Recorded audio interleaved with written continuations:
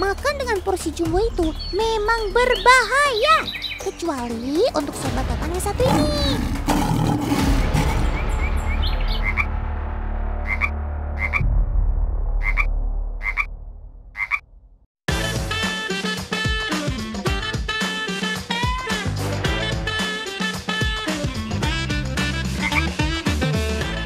Sobat totan yang ini dari luar aja udah kelihatan kalau porsi makannya gede alias rakus.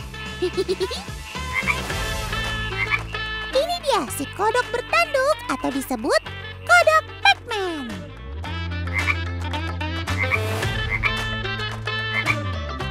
Dengan mulut segitiganya yang besar dan badannya yang gak kalah sangar, pastinya nafsu makan sobat totan ini gak kaleng-kaleng.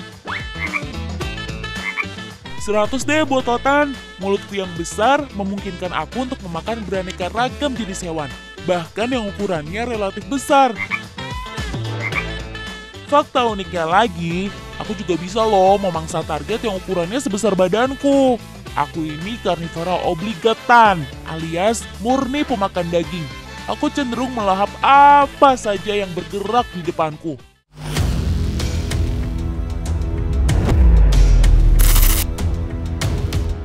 Mulai dari serangga, tikus, kadal, hingga sesama kodok.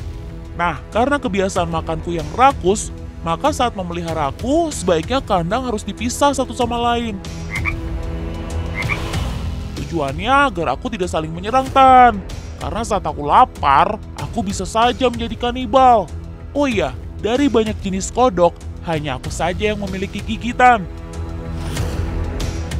Gigi inilah yang akan menahan mangsaku sehingga ia terdesak dan tak bisa kabur. Setelah tak berdaya, barulah bisa menikmatinya. Ternyata di balik warnamu yang cerah, pola makanmu itu sampai bikin otak terperangah, Sob. Nah, yang punya pola makan jumbo bukan yang badannya besar aja nih. Yang tinggi semampai bak model juga makannya mantap. Siapa dia?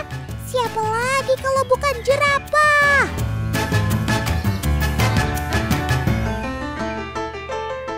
Kamu nih ya, Tan, buka-buka rahasia aku aja deh.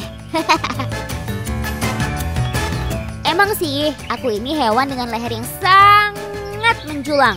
Leherku aja bisa mencapai 1,8 meter. Dengan total panjang 5,5 meter. WOWBGT kan, Tan? Aku bocorin nih ya. Dalam sehari, aku bisa makan dedaunan hingga 34 kg. Dan kalau urusan makan, aku bisa menghabiskan waktu hingga 18 jam dalam sehari loh. Selain makan, minumku juga sangat banyak, Tan. Bisa mencapai 38 liter dalam sehari. Maklum saja, Tan, habitatku ini kan memang cuacanya panas. Jadi wajar kalau aku membutuhkan banyak air agar tidak dehidrasi. Wah, berarti hampir seluruh waktu kamu habiskan untuk makan dan minum ya, Sob? Betul, Tan. Untungnya saja aku memiliki lidah yang luar biasa, sehingga aku bisa terus makan tanpa harus takut terluka. Coba perhatikan lidahku, Tan. Warna lidah yang gelap dapat membantu untuk melindungi dari sengatan matahari. Tapi untungnya juga pencernaan sobat totan ini sudah beradaptasi untuk menerima banyak makanan. Intinya nggak kayak YouTuber yang bikin konten mukbang tanpa memikirkan efeknya.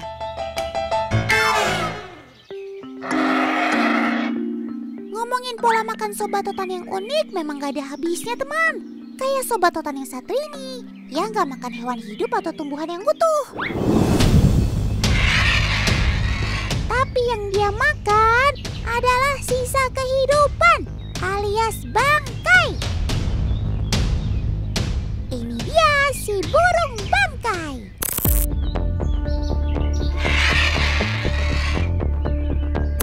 Walau makananku ini adalah hewan yang sudah mati, tapi di balik itu semua, keberadaan aku dan kelompokku sangat diperlukan untuk keseimbangan ekosistem. Dengan memakan bangkai, tentu aku bisa mencegah adanya patogen dan penyakit menyebar ke satwa lain. Parahnya, yang juga bisa menyebar ke manusia. Aku bisa makan daging busuk karena pencernaanku memiliki asam yang sangat kuat untuk membunuh bakteri jahat. Dalam satu hari, aku bisa makan daging yang membusuk hingga 1 kilogram per hari, atau sekitar 1/6 dari berat tubuhku. Kecil-kecil, makannya banyak juga ya kamu Sob. Bisa-bisa para konten kreator mukbang kalau lihat kamu langsung cium tangan tuh.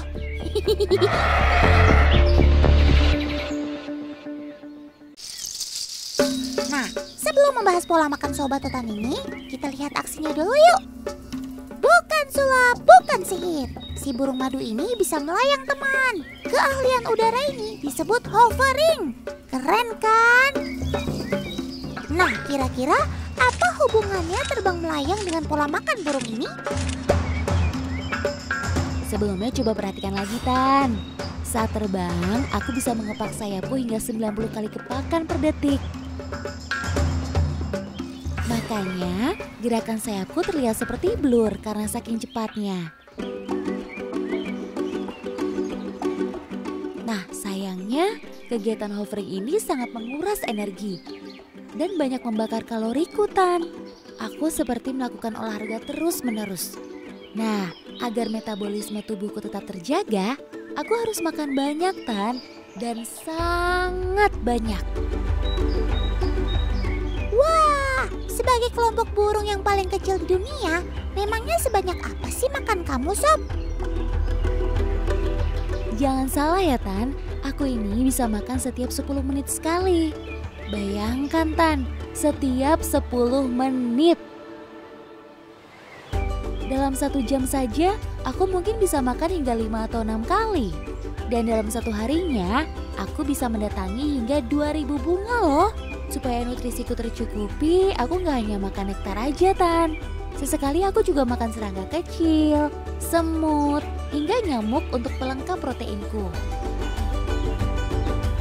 Ya ampun, hidup kamu ini penuh dengan makan ya Sob. Makan dan terus makan. Tapi ingat ya Sob, semua tetap harus dalam kendali. Jangan sampai malah menimbulkan malapetaka bagi diri sendiri.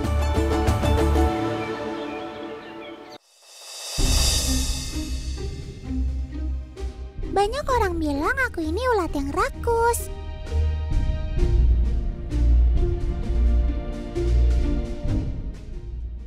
Karena aku bisa makan daun hingga 63 lembar dalam 1 pohon.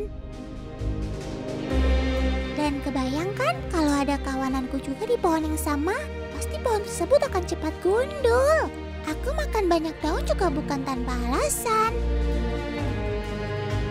Nutrisi pada daun berperan besar pada perkembangan metamorfosisku di fase ulat ini, Tan. Gak hanya itu saja, kandungan pada daun juga berpengaruh pada kualitas kepompongku nanti. Itu loh, anyaman air liur berbentuk jala yang akan menyelimuti tubuhku selama kurang lebih 3 minggu. Tapi Tan, di satu sisi, jika pohon yang kutumpangi itu gundul, daun dan bunga baru akan segera bermunculan dan berkembang jadi buah. Nah, kalau Sobat Totan yang satu ini jelas mukbang dengan tujuan persiapan untuk menjadi kepompong, bukan asal makan yang penting kesohor.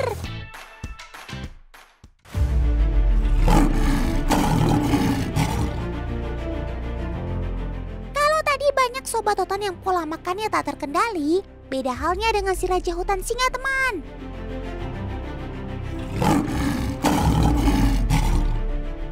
Sobat Totan ini memang terkenal buas dan pintar berburu. Makanya akan selalu mengejar buruannya dengan sekuat tenaga dan tidak akan berhenti sampai mendapatkannya. Tapi siapa sangka, di balik kegagahannya, dia punya pola makan yang cukup unik loh. Coba ceritakan sama teman-teman Sob. Walaupun aku termasuk binatang buas, tapi aku bukanlah binatang yang serakah, Tan. Setiap hari aku dan kawananku akan berburu secukupnya.